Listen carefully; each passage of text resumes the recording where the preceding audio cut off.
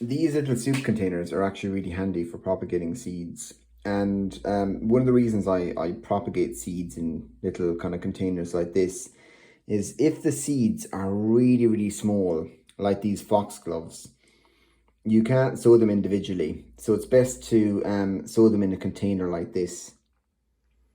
So I've just sprinkled the foxglove seeds on the surface, and then I just literally take like a pinch of compost and really, really lightly cover them. If you cover them too much, when the seeds germinate, if they're too deep in the soil, they won't be able to stretch the seed leaves above the soil to get sunlight, and so they'll die. So you just gently cover them, and then I'm going to water them. I'm going to cover them. I'm not going to give them too much, loads of water, and I'll put the lid on this, and then I can put them on a radiator.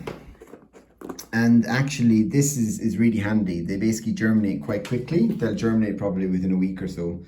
And you can just check them once a day just to check that if they've germinated. And once they've germinated, you can leave them on a windowsill. So once you've sown them in little pots like this, they'll when they start developing their true set of leaves, so this is the second set of leaves that they've got, then you end up having to prick them out individually and put them into individual pots. And actually that's a nice little activity to do, but it can take a little bit of time.